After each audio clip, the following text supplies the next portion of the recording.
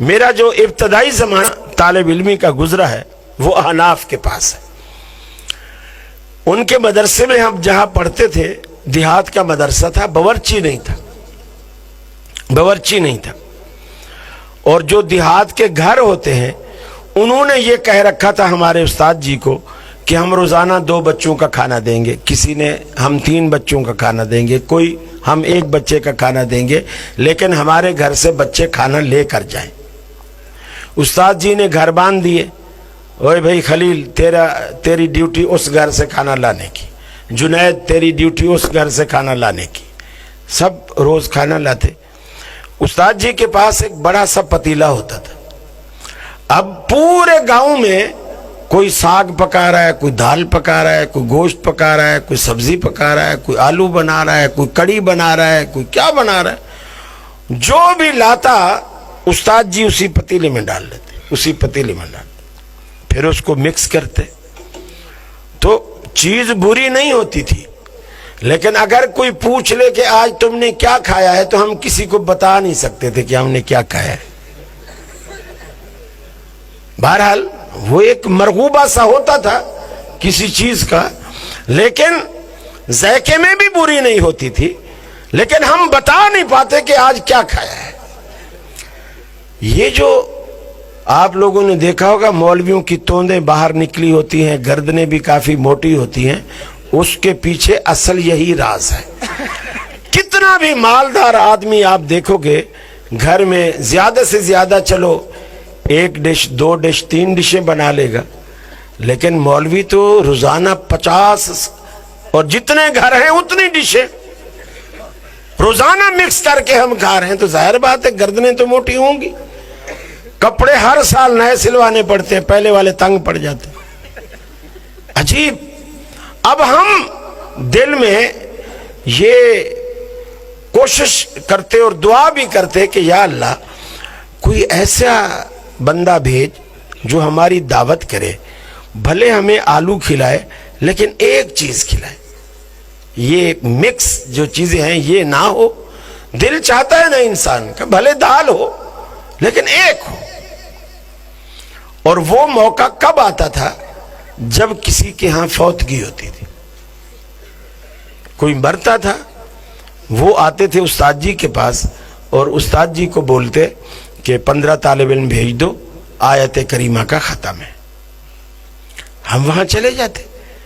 وہ آیت کریمہ کے ختم کے لیے کچھ 1.25 لاکھ گٹھلیاں ہوتی, تھیلے میں بھری ہوئی تھی, وہ ہم کندھے پہ ڈالتے چل پڑتے, بڑا خوش اچھلتے بھاگتے. یہ وہ باتیں کہ آج مزہ آئے گا, آج بہت مزہ آئے گا. وہاں جا کر کے وہ گھر والے سفید چادر بچھا دیتے, ہم وہ تھیلی گٹھلیوں کی اس کے اوپر خالی کر دیتے. اب گھر والے بھی ساتھ میں بیٹھے ہوئے پڑھ رہے ہیں, ہم نتھو خیرے کی اماں کو بخشوا رہے ہیں جو فوت ہوئی ہے.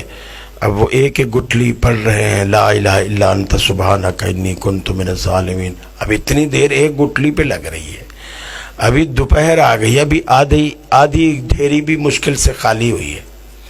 اب ہم اسے گھر والے سے کہتے کہ بھائی کوئی پانی وانی تو لاؤ, کافی دیر ہوگی, پیاس لگی ہے, پانی وانی لاؤ.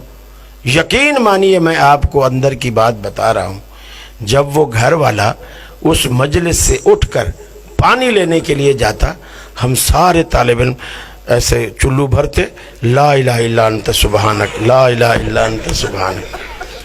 اب وہ جیسے جگ پانی کا لے کر آیا, ڈھیری ساری خالی, ساری ڈھیری خالی.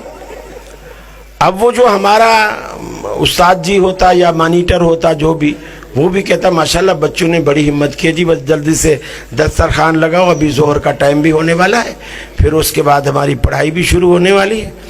اب دسترخوان لگتا, ہم کھانا کھاتے, وہی کسی نے آلو گوشت بنایا ہوتا, کسی نے صرف گوشت بنایا ہوتا, بڑا مزہ آتا. اب مزے کی بات آپ کو بتاؤں, جب ہم وہ گوشت روٹی کھا کر مزہ صحیح اگر آیا ہوتا, وہاں سے جب نکلتے, اللہ کی قسم ان کے گھر سے لے کر مدرسے تک پورا راستہ یہی دعا کرتے, اللہ کرے ان کا کوئی اور مرے, اللہ کرے ان کا کوئی اور مرے. کیوں اور مرے گا تو پھر ہمیں دعوت کریں گے نا، پھر مزہ آئے گا۔ اور اگر کسی نے مدرسے جیسا کھانا کھلایا ہوتا تو پھر ہم کہتے خدا کرے ان کا کبھی نہ مرے۔ اللہ تعالیٰ نے چور بازاری کے یہ سارے راستے بند کیے۔ اہل حدیث ہو تمہیں مبارک ہو، آپ لوگوں نے اپنا ایمان بھی بچایا، اپنا پیسہ بھی بچایا اور اپنا دین بھی بچایا۔ اور ان کو بدعت نے ایسا خوار کیا ہے، ایسا ذلیل کیا ہے، پیسہ بھی گیا، وقت بھی گیا، ایمان بھی گیا، سنت کا ثواب بھی گیا، بدعت کا گناہ بھی گلے میں آیا، اور الٹا ہم یہ بد دعا بھی دے کے آ رہے ہیں آج نانی مری ہے، اللہ کرے کل نانا بھی مرے۔ میرے بھائیوں، فرق کرو اصلی اہل سنت میں اور صرف سنی میں یا صرف اہل سنت میں، فرق